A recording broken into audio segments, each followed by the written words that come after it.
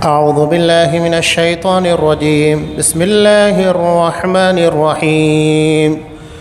أفمن يعلم أن ما أنزل إليك من ربك الحق كمن هو أعمى إنما يتذكر أولو الألباب الذين يوفون بعهد الله ولا ينقضون الميثاق والذين يصلون ما أمر الله به أن يوصل ويخشون ربهم ويخافون سوء الحساب والذين صبروا ابتغاء وجه ربهم وأقاموا الصلاة وأنفقوا مما رزقناهم سرا وعلانية ويدرؤون بالحسنة السيئة أولئك لهم عقبى الدار جنات عدن يدخلونها وما صلح من آبائهم وأزواجهم وذرياتهم والملائكة يدخلون عليهم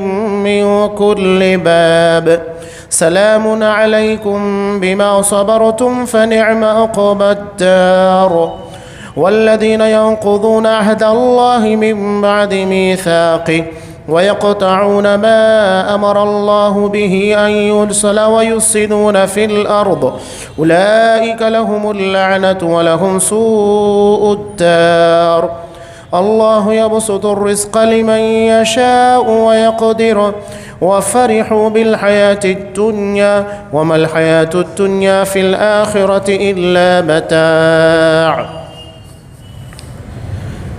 کیا وہ شخص جو یہ علم رکھتا ہو کہ آپ کی طرف آپ کے رب کی جانب سے جو اتارا گیا ہے وہ حق ہے، اس شخص جیسا ہو سکتا ہے جو اندھا ہو؟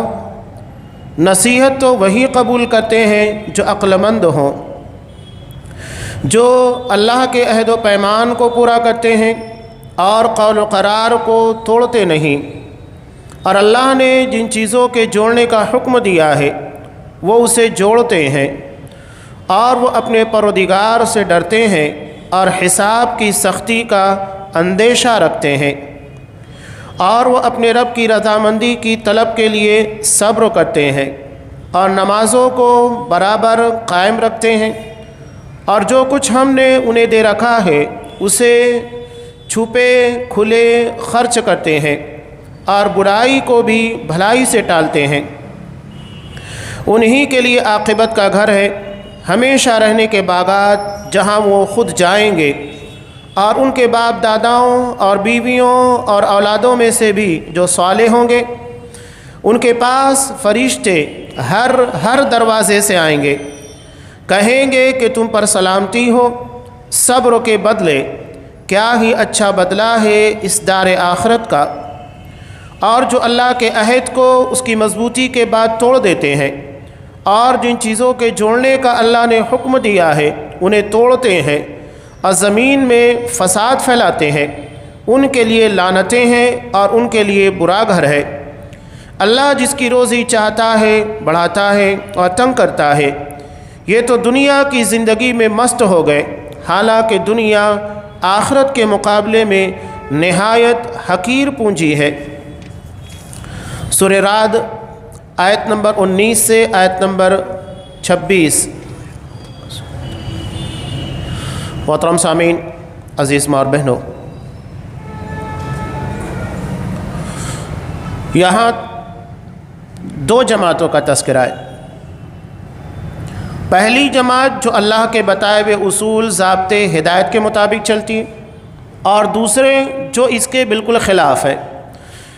یوں بھی دیکھا جائے دنیا میں دو ہی جماعت ہے، ایک کافروں کی اور ایک مومنوں کی۔ اللہ نے یہاں پر اصولی طور پر بیان کیا کہ جو اس کے حکم کے تابع چلتے ہیں یہ، اور جو اس کے حکم کے خلاف چلتے ہیں، کیا یہ دونوں برابر ہو سکتے ہیں؟ نہیں۔ اس سے پہلے بھی قرآن مجید نے بیان کیا قُلْ هَلْ يَسْتَوِي الْأَعْمَى وَالْبَصِيرُ، کیا بینا اور نابینا دونوں برابر ہو سکتے ہیں؟ نہیں ہو سکتا۔ ایک شخص جسے اللہ نے نگاہ عطا کی، بصارت عطا کی، اور دوسرا جو کہ نابینا ہے، جس کی آنکھیں نہیں، جو دیکھ نہیں سکتا، کبھی بھی دونوں برابر نہیں ہو سکتے۔ یہی معاملہ اللہ کے بتائے ہوئے اصول اور ضابطوں کے مطابق چلنے والے کا، اور جو اس کے خلاف چلتا ہے اس کا ہے۔ اللہ نے سوال کیا، کیا وہ ایک شخص جو یہ علم رکھتا ہو کہ آپ کی طرف آپ کے رب کی جانب سے جو اتارا گیا ہے وہ حق ہے، اس شخص جیسا ہو سکتا ہے جو اندھا ہو، جو اللہ کے قانون کو نہیں مانتا، شریعت کو نہیں مانتا؟ دونوں برابر نہیں ہو سکتے۔ نصیحت تو وہی قبول کرتے ہیں جو عقل مند ہو۔ اب یہاں اہل دانش اولو الالباب کی صفات قرآن مجید بیان کر رہا ہے۔ سب سے پہلی صفت قرآن مجید نے بیان کی، الذین یوفون بعہد اللہ، جو اللہ کے عہد کو پورا کرتے۔ اللہ کا عہد کیا ہے؟ اللہ کا عہد قرآن مجید نے سورہ اعراف کے اندر بیان کیا، جیسا کہ پیچھے گزر بھی چکا ہے۔ بار بار قرآن میں اس چیز کے بارے میں یاد دہانی کرائی جاتی ہے، اللہ کے عہد کی۔ اللہ کا عہد جو ہمیں عالم ارواح میں لیا گیا، جب تمام انسان روح کی شکل میں تھے، اللہ نے تمام انسانوں کو جو ہم سے پہلے دنیا سے جا چکے ہیں، وہ جو موجود ہیں اور جو آنے والے قیامت تک کے تمام لوگوں سے اللہ نے جب وہ عالم ارواح میں تھے، روح کی شکل میں تھے، عہد لیا۔ وہ عہد کیا ہے؟ جس کو عہد الست سے تعبیر کیا جاتا ہے۔ اللہ نے سوال کیا تھا، الست بربکم، کیا میں تمہارا رب نہیں ہوں؟ اللہ نے یہاں پر یہ سوال نہیں کیا الست بالہیکم، کیا میں تمہارا معبود نہیں ہوں؟ اللہ نے سوال کیا، میں کیا تمہارا رب نہیں ہوں؟ ربوبیت کا حوالہ دیا، اس لیے کہ ربوبیت ایک ایسی چیز ہے جس کی بنیاد کے پر توحید کو کبھی بھی رد نہیں کیا جا سکتا۔ یہ آسمان و زمین، چاند، ستارے، کائنات، انسان کی تخلیق، تمام چرند و پرند، جانور، سارے لوگ اس بات کی دلیل ہے کہ ان کا پیدا کرنے والا، ان کا خالق، ان کا مالک صرف ایک ہے۔ یہاں پر مشرکین مکہ بھی اس بات کا اعتراف کرتے تھے کہ اللہ ہی معبود حق، اللہ ہی رب حقیقی ہے، وہی خالق ہے، اس کی ربوبیت میں اس کا کوئی شریک نہیں ہے۔ اسی لیے اللہ نے سوال کیا، الست بربکم، کیا میں تمہارا رب نہیں؟ اور انسان جب پیدا ہوتا ہے، پیدا ہونے کے بعد اس کی نظروں کے سامنے ہر چیز پروان چل رہی ہے، ہر چیز بڑھ رہی ہے، کوئی اسے بڑھا رہا ہے، کوئی اسے نشو و نما دے رہا ہے، تو کیا بغیر کسی نشو و نما دیے کہ یہ ساری چیزیں اپنے آپ بڑھنا شروع ہو جائے گی؟ ناممکن چیز ہے۔ یقیناً ان کا پیدا کرنے والا، ان کو نشو و نما دینے والا، اس کی ربوبیت کرنے والا، تربیت کرنے والا ہے، اور وہی اللہ تبارک و تعالیٰ ہے۔ قرآن اسی چیز کو بار بار ذکر کرتا ہے۔ دنیا میں جتنے انسان آج موجود ہیں، اور پہلے سے لے کے آخر تک، سب نے اللہ کے سامنے ایک ہی جواب دیا تھا، قالوا بلا، کیوں نہیں، تو ہی ہمارا رب ہے، تو ہی دراصل عبادت کے لائق ہے۔ اب لوگ سوال کرتے ہیں کہ ہم کو تو یاد نہیں کہ اللہ نے عالم ارواح میں کیا سوال کیا، ہم نے کیا جواب دیا۔ تو اللہ نے اسی کے لیے رسولوں کو بھیجا، اللہ نے کتاب نازل اسی لیے کی، یاد دہانی کے لیے کہ دیکھو تم لوگوں سے اللہ نے عہد لیا تھا، تم نے اللہ کے سامنے وعدہ کیا تھا، تو ہی ہمارا رب ہے۔ اس کی ایک بہت پیاری مثال شاہ اسماعیل شہید رحمہ اللہ اپنی کتاب تقویۃ الایمان کے اندر دیتے ہیں۔ وہ کہتے ہیں، اگر کوئی شخص یہ دعویٰ کرتا ہے کہ مجھ کو تو یاد ہی نہیں، مجھے پتہ ہی نہیں کہ اللہ نے مجھ سے یہ عہد لیا تھا، تو اس کی مثال دیتے ہیں کہ کسی بھی انسان کو اس بات کا علم نہیں ہوتا کہ میرے ماں کون ہے، میرا باپ کون ہے، بلکہ ہماری زندگی کے ابتدائی 3-4 سال 5 سال ہمیں یاد ہی نہیں رہتے، وہ ہماری یادداشت میں نہیں ہوتے، ہمیں یاد نہیں آتے، ہمیں دوسرے لوگ بتاتے ہیں کہ یہ تیری ماں ہے، یہ تیرا باپ ہے، اور رشتہ داروں کے بارے میں تو ہمیں دوسروں کے بتانے پر، چلیے بات چھوڑ دیجئے ماں باپ کی، ہمارے بہت سارے رشتہ دار ایسے جسے ہم نہیں جانتے، یہاں تک کہ جوانی کی عمر ایک لمبا مرحلہ بیت جاتا ہے، بعض لوگ تو 40-50 سال کے بعد بھی اپنے رشتہ داروں کے بارے میں پورا علم نہیں رکھتے، لیکن اگر کوئی بتا دیتا ہے کہ ہاں یہ تمہارا فلاں رشتہ دار ہے، تمہارے ماما کا لڑکا ہے یا تمہارے چچا کا پوتا ہے، جو بھی بتا دیا جائے، ہم یقین کرتے ہیں کہ نہیں؟ یقین کر لیتے ہیں۔ جب انسانوں کے بتانے کے پر ہم اپنے آپسی رشتوں کے بارے میں علم حاصل کرتے ہیں تو سب سے بڑا رشتہ خالق اور مخلوق کا ہے، سب سے بڑا رشتہ، اس لیے کہ بغیر خالق کے کوئی چیز وجود میں نہیں آ سکتی۔ ناممکن ہے کہ کوئی خالق نہ ہو اور مخلوق پیدا ہو جائے، تو خالق ہے اور مخلوق کا رشتہ اس سے بہت گہرا ہے۔ اسی چیز کو اللہ نے بار بار بیان کیا کہ میں نے تم سے اس بات کا عہد لیا کہ تم صرف میری عبادت کرو گے، مجھے رب مانو گے، وہی عہد یہاں پر بیان کیا جا رہا ہے۔ اور اس کے بعد قرآن بیان کر رہا ہے وَلَا يَنقُضُونَ الْمِيثَاقَ، وہ اپنے عہد کو نہیں توڑتے، یعنی توحید کے پر قائم رہتے، اللہ کی توحید میں بے وفائی نہیں کرتے، اس کے پر کوئی حرف نہیں آنے دیتے۔ یہ دراصل اللہ کے عہد کو توڑنے سے بچنے والے لوگ ہیں۔ آگے اللہ صفات بیان کر رہا ہے ان لوگوں کی۔ پہلے تو اللہ نے اپنے عہد کے بارے میں، اور دوسرا انسانوں کے ساتھ معاہدہ ہوتا ہے، آپس میں بھی کسی چیز کے پر معاہدہ ہو جاتا ہے، حکومتی سطح کے پر بھی ایک ملکوں کا دوسرے ملکوں کے ساتھ ہوتا ہے، تجارت کے پر لین دین میں ایک دوسرے کا معاہدہ ہوتا ہے، یہاں تک کہ رشتہ داری میں نکاح بھی دراصل ایک معاہدہ ہے۔ اسی کو قرآن مجید نے بیان کیا اوفوا بالعقود، کہ تم اپنے عقود کو، اپنے معاہدے کو پورا کرو، ایفائے عہد کرو۔ تو مناکحت، نکاح بھی دراصل آپس میں ایک معاہدہ ہوتا ہے، تو ان معاہدوں کی پاسداری کرتے ہیں، اس کا لحاظ کرتے ہیں، کہیں کسی قسم کی بے وفائی، دغا بازی نہیں کرتے۔ قرآن مجید نے بیان کیا پہلے اللہ کے حق کو، اس کے بعد انسانوں سے متعلق کہا وَالَّذِينَ يَصِلُونَ مَا أَمَرَ اللَّهُ بِأَن يُوصَلَ، اللہ نے جن چیزوں کو جوڑنے کا حکم دیا ہے اسے جوڑتے ہیں۔ رشتہ داری جسے صلہ رحمی سے تعبیر کیا جاتا ہے، رشتہ داروں کا رشتہ داروں کے ساتھ مضبوط تعلق ہونا چاہیے۔ یہ اللہ کی بہت بڑی نعمت ہے۔ ایک انسان کو جو اپنے خاندان کے پر فخر ہوتا ہے، کس بنیاد پر؟ اپنے رشتہ داروں کی بنیاد پر۔ اگر اس کا کوئی رشتہ داری نہ ہو یا وہ اپنے رشتہ داروں کے ساتھ اچھے تعلقات ہی نہ رکھے، تو شادی بیاہ، موت، میت دیگر مواقع کے پر کون اس کے ساتھ کھڑا ہوگا؟ ہر موقع پر لوگ پوچھتے تیرا خاندان، تیری رشتہ دار۔ یہ دراصل ہماری اصل ہے، یہ ہماری بنیاد ہے۔ بہت اہم چیز ہے جو چیز قرآن مجید نے یہاں پر بیان کی رشتہ داروں کے متعلق، اسے جوڑتے ہیں۔ وَيَخْشَوْنَ رَبَّهُمْ، اپنے رب سے ڈرتے ہیں۔ وَيَخَافُونَ سُوءَ الْحِسَابِ، اور برے حساب سے خوف کھاتے ہیں۔ قرآن نے یہاں 3 اہم صفات بیان کی۔ پہلی چیز رشتہ داری کو جوڑنا، دوسری چیز اللہ کا ڈر، اور تیسری چیز قیامت کے دن کے برے حساب سے خوف کھانا۔ 3 چیزوں کا تذکرہ کیا ہے۔ نبی کریم صلی اللہ علیہ وسلم نے رشتہ داری کو بہت اہمیت دی، بلکہ بخاری وغیرہ کی روایت میں، مسلم کی روایت میں بھی اللہ نے تمام مخلوقات کو پیدا کیا، پیدا کرنے کے ساتھ رشتہ داری کو بھی پیدا کیا۔ رشتہ داری اللہ کی ایک مخلوق ہے۔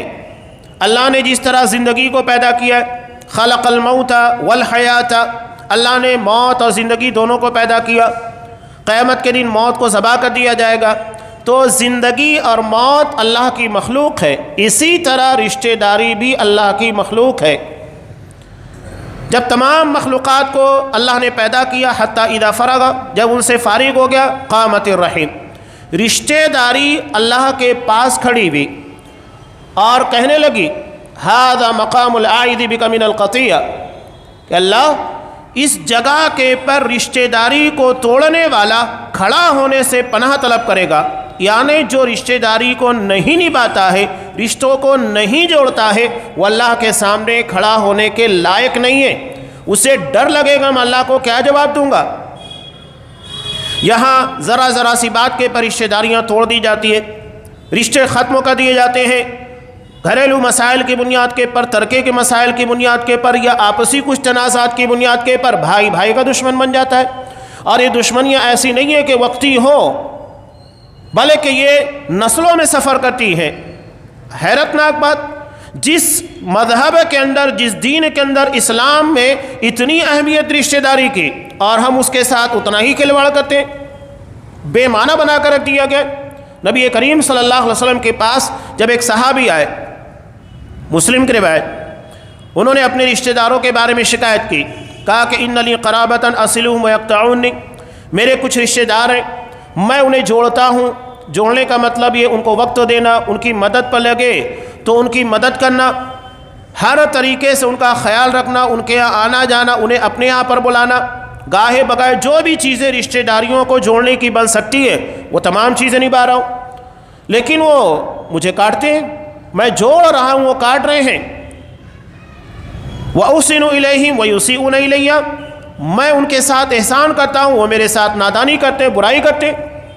وَأَحْلُمُ عَنْهُمْ وَيَجْعَلُونَ عَلَيَّ، میں ان کے ساتھ نرمی سے بردباری سے پیش آتا ہوں اور وہ میرے ساتھ نادانی کا مظاہرہ کرتے، بدتمیزی کرتے۔ آپ صلی اللہ علیہ وسلم نے کہا لَإِن كُنْتَ كَمَا قُلْتَ، بات اگر وہی ہے جو تو بیان کر رہا ہے، فَكَأَنَّمَا تُصِفُّهُمُ الْمَلَّ، تو گویا ان لوگوں کے چہروں کے پر ان کے پر گرم و راکھ مل رہا ہے، یعنی جو تکلیف گرم و راکھ کے ملنے سے ہوتی ہے وہ تکلیف انہیں ہوگی کہ ایک رشتہ دار ان کے ساتھ اتنی اچھائی کر رہا ہے اور اس کے ساتھ وہ بدتمیزی کر رہے ہیں۔ اس کے بعد آپ صلی اللہ علیہ وسلم نے کہا لا یزال معاک ظہیر، کہ اللہ کی طرف سے تمہارے لیے ایک مددگار ہوگا، ما دمت علی ذلک، جب تک تم اپنے اسی عمل پر برقرار رہو گے، یعنی ان لوگوں کے رشتے کاٹنے کا جواب رشتہ جوڑنے سے، ان لوگوں کی بدتمیزی برائی کا جواب احسان سے، ان لوگوں کی نادانی کا جواب بردباری اور نرمی سے دو گے۔ آپ صلی اللہ علیہ وسلم نے یہ نہیں کہا جیسا کہ عام طور سے اگر کوئی ہمارے پاس اپنے رشتہ داروں کی شکایت کرتا ہے تو ہم جلے میں گھی چھڑکنے کا کام کرتے ہیں، مزید اس آگ کو بھڑکا دیتے ہیں۔ نہیں، آپ صلی اللہ علیہ وسلم نے کہا کہ اسی پر قائم رہو، نادانی مت کرو۔ اگر وہ لوگ یہاں ہم سکھاتے ہیں کہ اینٹ کا جواب پتھر سے دینا چاہیے، آپ صلی اللہ علیہ وسلم نے کہا کہ نہیں، اپنی حالت کے پر، اپنے اس نیک عمل کے پر برقرار رہو، یہ تمہارے لیے بہتر ہے۔ یہ آپ صلی اللہ علیہ وسلم کی تعلیم، یہ نہیں کہ اگر کوئی شخص ہمارے رشتہ داروں کے بارے میں شکایت کرے تو ہم اسے بھڑکائیں، اسے انتقامی کارروائی کے بارے میں حوصلہ دلائیں، نہیں، بلکہ اسے سمجھانے کی کوشش کرنا چاہیے تاکہ رشتے بگڑے نہ، وہ سنور جائیں۔ اس کے لیے آپ صلی اللہ علیہ وسلم نے جیسا کہ آگے قرآن مجید نے بیان کیا وَيَدْرَؤُونَ بِالْحَسَنَةِ السَّيِّئَةِ، ان لوگوں کی صفات اہل دانش کی قرآن مجید نے کیا بیان کی؟ یہ برائی کا جواب اچھائی سے دیتے ہیں، برائی سے نہیں دیتے۔ ہم کہتے ہیں اینٹ کا جواب پتھر سے، نہیں، قرآن نے ان چیزوں کو جو بیان کیا اس کا مطلب یہ نہیں ہے کہ تمام تر برائیوں کا یا بدتمیزیوں کا جواب آپ اچھائی سے ہی دیتے رہے۔ ہر کسی کا اپنا مواقع ہوتے ہیں، ایسا نہیں ہے کہ دشمن تمہاری سرحدوں کے پر، تمہارے گھروں کے پر آ جائیں اور تم وہاں ان کے ساتھ اچھائی کرو، نہیں، وہاں اب آپ کو دفاع کرنا ہے۔ تو جب حالات جدا جدا ہوتے ہیں، ڈاکٹر ہر مرض کے لیے ایسا نہیں کہتا ہے کہ نہیں دوا سے آپ کا کام چل جائے گا۔ کبھی کبھی یہ معاملہ ہوتا ہے کہ معاملہ اتنا بگڑتا ہے کہ آپریشن کرنا پڑتا ہے، اس کو کاٹنا پڑتا ہے، تو دونوں حالتیں جدا جدا ہے۔ کبھی دوا سے معاملہ ٹھیک ہو جا رہا ہے تو اچھی بات ہے، کوشش وہ ہونا چاہیے، اور نہیں تو پھر کٹنگ ہے، آپریشن ہے، دونوں حالتیں جدا جدا ہے۔ ایک حد تک جب معاملات وہاں تک کیجئے، لیکن اس کے بعد بھی اگر بات نہیں بنتی ہے تو پھر شریعت نے ایک راستہ رکھا ہے۔ میاں بیوی کے تعلق سے بھی شریعت نے اصول رکھا، جب تک بن سکتی ہے بناؤ، کوشش کرو کہ معاملہ جمع رہے، لیکن اگر نباہ کی کوئی شکل نہیں بن سکتی ہے تو پھر اللہ نے دونوں کے لیے ایک ایک راستہ دیا ہے، شوہر کے لیے طلاق کا، بیوی کے لیے خلا کا، اور اگر اس کے بعد بھی بات نہیں بنتی ہے فسخ نکاح کا ہے، قاضی کے ہاتھ میں نکاح کو فسخ قرار دے۔ تو راستے بتائے گئے، ایک حد تک آدمی کو اس چیز کے پر عمل کرنا ہے اور یہ بہتر ہوتا ہے، لیکن اگر اس کے آگے معاملہ بن چکا ہے تو پھر وہاں پر نرمی نہیں ہے، وہاں پھر شریعت نے حکم دیا ہے راستے جدا کر لینے کا، علیحدگی کا اور سختی کا، اس لیے کہ اب وہاں پر وہی ضروری ہے، اس کے بغیر چہرہ کار نہیں ہے۔ تو آپ صلی اللہ علیہ وسلم نے رشتہ داری کو نبھانے کا حکم دیا۔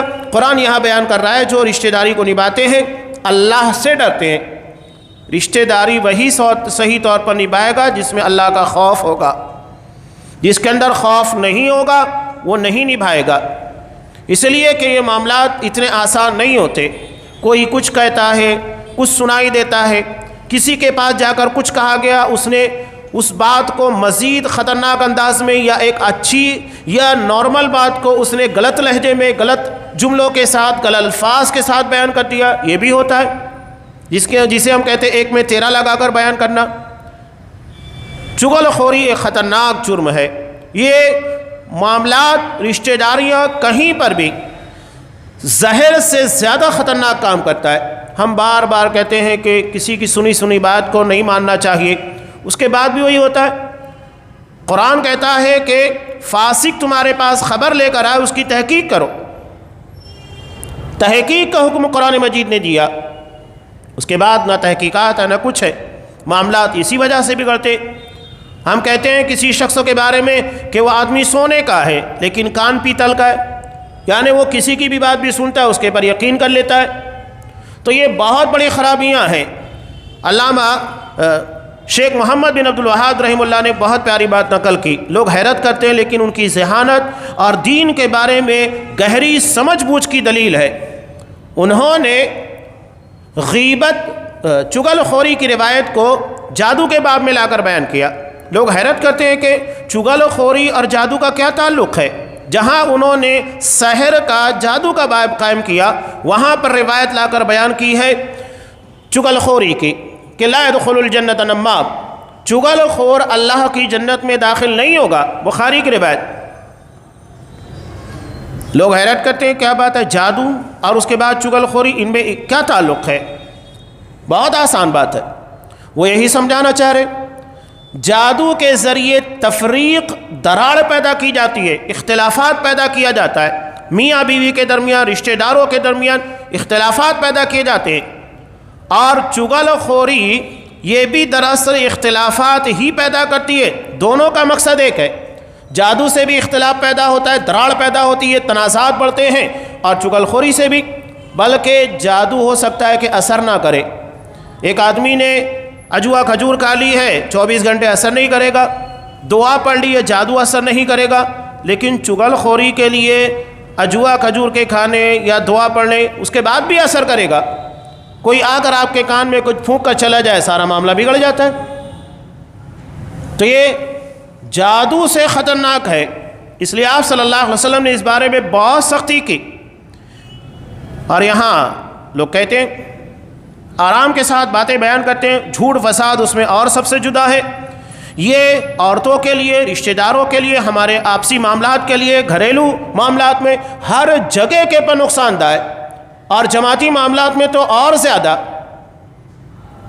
لیکن ہم کہتے ہیں نا، وہ صحیح بات ہے، لوبی گاؤں میں لباڑ بھوکا نہیں مرتا۔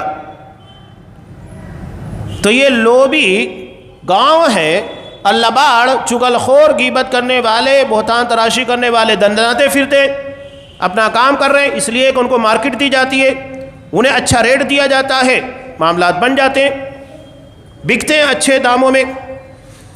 تو یہ چغل خوری رشتہ داروں کے درمیان ایک بہت خطرناک زہر ہے، جو رشتہ داری کی بنیادوں کو ہلا کر رکھ دیتی ہیں، معاملات خراب کرتی ہیں۔ اس لیے ان چیزوں کو سختی کے ساتھ بچنا چاہیے، ان بارے میں احتیاط برتا جائے۔ قرآن نے آگے بیان کیا وَيَخَافُونَ سُوءَ الْحِسَابِ، وہ برے حساب سے ڈرتے ہیں۔ برا حساب کیا ہے؟ برا حساب اللہ کی طرف سے سختی ہے، ورنہ آسان حساب قرآن مجید نے بیان کیا۔ اللہ کے سامنے تمام تر معاملات پیش کیے جائیں گے، اللہ صرف ایک نگاہ دیکھے گا، پاس کر دو۔ لیکن جس کے حساب میں سختی کی جائے گی، کیا کیا ہے سامنے لاؤ، ایک ایک بات کے بارے میں کھودا کریدا جانے لگے گا، وہ ہلاک ہو جائے گا۔ حضرت عائشہ رضی اللہ تعالیٰ عنہ کی روایت پیچھے گزر بھی چکی ہیں کہ آسان حساب یہ ہے کہ بس اس کے معاملات کو پیش کیا جائے گا اور اس کے بعد اس کو پاس کر دیا جائے گا، کسی چیز کے بارے میں بحث پرس نہیں ہوگی۔ لیکن سخت حساب یہ ہے کہ برا حساب یہ ہے ایک ایک چیز کے بارے میں پوچھا جائے گا، تو یہ معاملہ بہت سخت ہوگا، پھر بندہ وہاں بچ نہیں پائے گا۔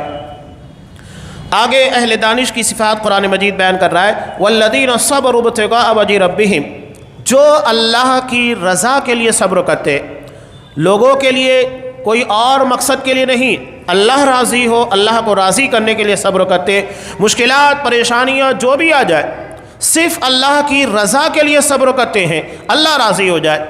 تو اصل و مقصود چونکہ اللہ کی رضا ہوتی ہے تو اللہ کی طرف سے انعام بھی ان لوگوں کے لیے بہت بڑا ہے۔ انما یوفی الصابرون اجرہم بغیر حساب، کہ صبر کرنے والوں کو بے حساب اجر دیا جائے گا، اس لیے کہ صبر یہ آسان بات نہیں ہے، بہت مشکل ہوتا ہے۔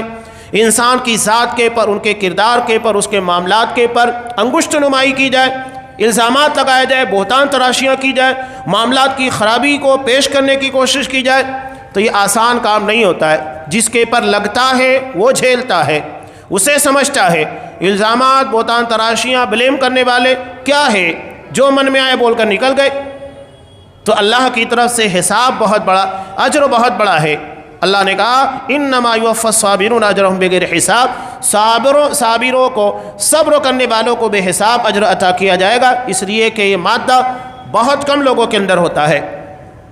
آگے اللہ بیان کر رہا ہے وَأَقَامُوا الصَّلَاةَ، نماز کو قائم کرتے ہیں، وَأَنفَقُوا مِمَّا رَزَقْنَاهُمْ سِرًّا وَعَلَانِيَةً، اللہ نے جو کچھ عطا کیا ہے اسے ظاہراً اور باطناً، چھپکے اور کھلے ہر طریقے سے خرچ کرتے ہیں۔ دو صفتیں بیان کی، ایک نماز جو اللہ کا حق ہے، زکوٰۃ صدقات بندوں کا حق ہے، یعنی یہ دونوں حقوق میں کوتاہیاں نہیں کرتے، نماز کی ادائیگی میں بھی اور زکوٰۃ کی ادائیگی میں بھی۔ قرآن جہاں پر بھی نماز کے بارے میں تذکرہ کرتا ہے ہمیشہ یاد رکھیے، قرآن کہتا ہے اقامہ، نماز کو قائم کرنا۔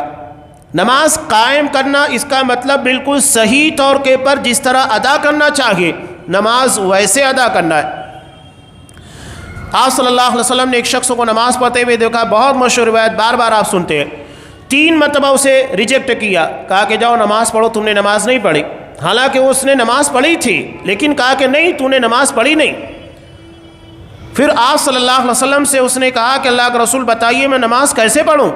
آپ نے نماز کا پورا طور طریقہ بتایا۔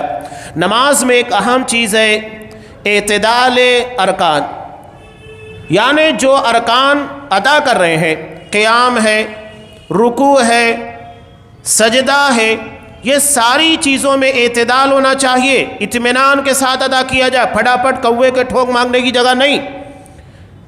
یہاں افسوس ہوتا ہے کہ آپ دوسروں کی بات چھوڑیے، ہمارے اپنے درمیان کتنے ایسے جو نماز صحیح طور پر نہیں پڑھتے، نماز دیکھنے کے بعد لگتا ہے کہ نہ رفع الیدین کرنے کا طریقہ صحیح ہے، نہ ہاتھ باندھنے کا طریقہ صحیح ہے، نہ رکوع میں جانے کا طریقہ صحیح ہے۔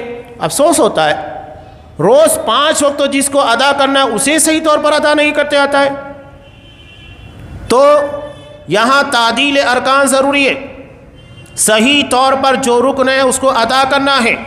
موطا امام مالک کے اندر ایک روایت ہے، نبی کریم صلی اللہ علیہ وسلم نے کہا کہ بندہ نماز پڑھتا ہے، نماز پڑھنے کے بعد کسی کو نماز کا 10واں، کسی کو 9واں، کسی کو 8واں، کسی کو 7واں، ایسے کم سے کم ثواب ملتا ہے، اس لیے کہ وہ اپنی نماز میں کوتاہی کرتا ہے، رکوع اور سجدے کے اندر وہ دراصل غفلت سے کام لیتا ہے، جس کی وجہ سے اس کے اجر و ثواب میں کمی ہوتی ہے۔ تو جب ہم نماز ادا کر رہے ہیں تو پورا اجر لیجئے نا، بلکہ بڑھ کر لیجئے، جتنا بہتر ادا کریں گے اللہ کے اجر کی کوئی کمی نہیں ہے، بے حساب اجر دیتا ہے۔ تو نمازوں کے بارے میں دھیان دینا چاہیے کہ وہ تعدیل ارکان کے خلاف نہ ہو، ہمارا رکوع، ہمارا سجدہ، ہمارا قیام، ساری چیزوں کے بارے میں غور کیا جائے۔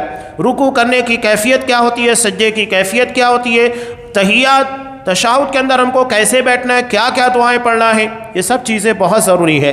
آپ صلی اللہ علیہ وسلم نے نماز کے بارے میں واضح کہا صلو کما رأیتمونی اصلی، نماز ویسے ہی پڑھو جیسے مجھے پڑھتے ہوئے دیکھا ہے۔ یہ بہت اہم حکم ہے آپ صلی اللہ علیہ وسلم کا، اسی طرح نماز پڑھنا ہے جیسے آپ صلی اللہ علیہ وسلم نے پڑھی۔ تو اسے معلوم کرنا ہوگا، اور وہ ہے اصحاب کرام کی زمانی احادیث کے اندر محفوظ ہے۔ اور آج تو نماز کے پر آپ کو بہت ساری کتابیں ملے گی جو نماز کی مکمل کیفیات کو اچھے طریقے سے بیان کرتی ہے، تو انہیں پڑھیں اور اسے صحیح کرنے کی کوشش کریں تاکہ نماز کے اجروں میں کوئی کمی نہ ہو۔ اس کے بعد زکوٰۃ ہے، صدقات۔ قرآن مجید نے پہلے سر کا لفظ استعمال کیا یعنی چھپ کر، اور اس کے بعد ہے علانیہ، کھلے عام لوگوں کو دینا۔ سرًا و علانیہ یعنی چھپے طور پر صدقہ دینا بہتر ہے، افضل ہے، اور لوگوں کے سامنے علانیہ دینا یہ بھی ٹھیک ہے لیکن چپکے کے مقابلے میں کم بہتر ہے۔ لیکن یہ فرق ہے، عام صدقات جو ہوتے ہیں جو زکوٰۃ کے علاوہ ہیں انہیں کھلے عام نہیں دینا چاہیے، وہ چپکے چپکے دے دیا جائے، لوگوں کی نظروں سے بچا کر دیا جائے، وہ بہتر ہے۔ جیسا کہ فرض نماز مسجد میں پڑھیے، پڑھنا ضروری ہے، لیکن نفلوں کے بارے میں آپ صلی اللہ علیہ وسلم نے کہا کہ نفل نماز گھر میں ادا کرنا بہتر ہے، افضل ہے۔ یہی معاملہ دراصل زکوٰۃ اور صدقات کا ہے۔ آپ اپنی زکوٰۃ کو کھلے عام دیجئے اس لیے کہ وہ فرض ہے، اور عام صدقات کو آپ چھپانے کی کوشش کیجئے، کسی کو بتائیے نہ۔ یہ ہے دونوں چیزوں کے درمیان فرق۔ قرآن نے جو دو چیزیں بیان کی، یعنی وہ اللہ کے حق کو اور بندوں کے حق دونوں کو صحیح طور پر ادا کرتے ہیں، اور برائی کا دفاع اچھائی سے کرتے ہیں۔ ہم کہتے ہیں نا کہ اگر جسم کے پر گندگی یا پیشاب لگ گئی ہے تو اسے گندگی یا پیشاب سے تھوڑی صاف کیا جائے گا، اس کے پر پانی ڈالیں گے تبھی صاف ہوگی۔ تو یہی معاملہ ہے کہ کسی بھی خرابی کو آپ اچھائی کے ذریعے دور کرنے کی کوشش کیجئے، اچھے رویے کے ذریعے، اچھے اخلاق کے ذریعے۔ انہی لوگوں کے لیے عقوبت دار ہے آخرت کا بہترین ٹھکانہ۔ یہاں ضمناً میں ایک واقعہ بیان کروں، بہت حقیقی واقعہ ہے۔ قرآن مجید کا جس طرح یہاں ہم اہتمام کرتے ہیں، تو ایک جگہ کے پر قرآن مجید کے تعلیمات کے پر اس طریقے سے درس ہوتا تھا کہ ہم ایک ہی آیت یا ایک حکم لیں گے، جب تک اس کے پر عمل نہیں کریں گے اگلا درس نہیں دیا جائے گا۔ اور یہی دراصل پیٹرن نبی کریم صلی اللہ علیہ وسلم صحابہ کا تھا کہ وہ 10 آیات لیا کرتے، اس کی تفسیر، اس کے پر عمل جب تک پورا نہیں ہوتا آگے کا درس نہیں لیتے، آگے کا سبق نہیں ملتا۔ تو ایک درس کے اندر یہی بات آئی کہ برائی کو اچھائی کے ساتھ دفاع کیا جائے۔ مسئلہ کیا تھا؟ اس درس میں ایک خاتون بھی تھی، اس کی اپنی نند کے ساتھ نہیں جمتی تھی، عام طور سے معاملہ ہوتا ہے۔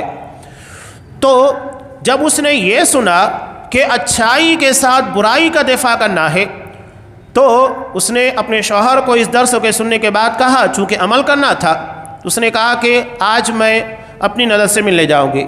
شوہر بھی حیران کہ ان دونوں کے درمیان شدید اختلافات، تنازعات تھے، کیسے ہو سکتا ہے کہ ملاقات؟ بہرحال شوہر لے کر گیا، اس نے اچھی طرح سے ملاقات کی۔ شروع میں کچھ ہوا بھی، اور ہوا یوں کہ کچھ دنوں کے بعد وہ بیمار پڑی، تو یہی خاتون اس کی اچھی طرح عیادت کرتی ہے، دیکھ ریکھ کرتی ہے۔ نتیجہ کیا ہوتا ہے کہ جو نند پورے خاندان کے اندر اس کی برائیاں بیان کر رہی تھی، اس کے اچھے برتاؤ، حسن اخلاق کی بنیاد کے پر اب وہی اس کا دفاع کرنے لگ گئی۔ کوئی اس کے خلاف ایک لفظ بولتا فوراً اس کا دفاع کرتی۔ یہ ہے برائی کو اچھائی کے ذریعے، حسنہ کے ذریعے، اچھے اخلاق کے ذریعے دفاع کرنا۔ قرآن مجید نے ایک بہت اچھا اصول بیان کیا ہے۔ اللہ ان لوگوں کو ایسی جنت میں داخل کرے گا جہاں وہ ہمیشہ رہیں گے، اور جو ان کے نیک باپ داداؤں میں سے، بیوی اور اولاد میں سے ہوں گے، ان لوگوں کو بھی ان کے ساتھ شامل کرے گا۔ فرشتے ہر دروازے سے ان لوگوں کے پر سلام پیش کریں گے۔ یہ بہت بڑی نعمت ہے۔ اس کے مقابلے میں دوسری جماعت کون ہے؟ قرآن مجید بیان کر رہا ہے، جو اللہ کے عہد کو مضبوطی کے بعد توڑ دیتے، اس کے پر قائم نہیں رہتے، یعنی اللہ کی توحید کے پر، اس کے دین کے پر قائم نہیں رہتے۔ جن چیزوں کو اللہ نے جوڑنے کا حکم دیا اسے توڑتے ہیں، یعنی رشتہ داریوں کو، تعلقات کو، اور زمین میں فساد پھیلاتے ہیں۔ زمین میں فساد پھیلانے کی بہت ساری شکلیں ہو سکتی ہیں۔ آپ کسی کے پر ظلم کیجئے، زیادتی کیجئے، بہت ساری شکلیں ہو سکتی ہیں۔ آپ کسی کی غیبت کیجئے، چغل خوری کیجئے، کسی کے بارے میں غلط بیانی کیجئے، یہ ساری چیزیں شر و فساد کا ذریعہ ہیں۔ قرآن نے کہا کہ وہ لوگ زمین میں فساد پھیلاتے ہیں، یہ خطرناک قسم کے لوگ ہیں، اہل ایمان اور اہل تقوی کے بالکل خلاف۔ اللہ کے عہد کی پاسداری نہیں کرتے، رشتہ داریوں کو توڑتے ہیں، زمین میں فساد پھیلاتے رہتے ہیں اپنی زبان سے، اپنے کردار، اپنے معاملات کے ذریعے۔ تو ان لوگوں کے لیے لعنتیں ہیں اور برا گھر ہے۔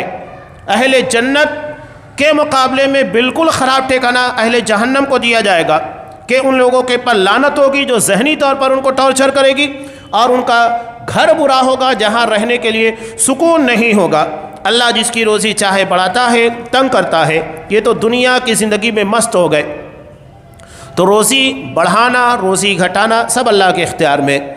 جو نیک ہوتے ہیں اللہ تعالیٰ انہیں اگر تھوڑا رزق بھی دیتا ہے تو اس کے پر مطمئن ہوتے ہیں کہ میری تقدیر ہے، اس کے پر راضی ہوتے ہیں۔ جس کی بنیاد کے پر بے اطمینانی نہیں آتی، جبکہ اس کے مقابلے میں اللہ کسی کے لیے دنیا کو وسیع کر دے لیکن اس کے پر وہ راضی نہیں، تو کیا فائدہ؟ آیا تھا کیا سکندر، دنیا سے لے گیا کیا؟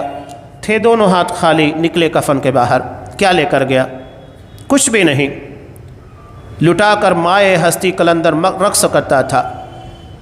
انسان جس چیز کو مل گئی ہے اس کے پر راضی ہونا سیکھے، یہ سب سے بڑا گناہ ہے۔ آپ صلی اللہ علیہ وسلم نے کہا ان الغنا غنى النفس، حقیقت میں مالداری دل کی مالداری ہوتی ہے، ورنہ ایک آدمی کے پاس اربوں کھربوں کی دولت ہے لیکن وہ خرچ ہی نہیں کرتا، بخیلی کرتا ہے، تو کیا فائدہ؟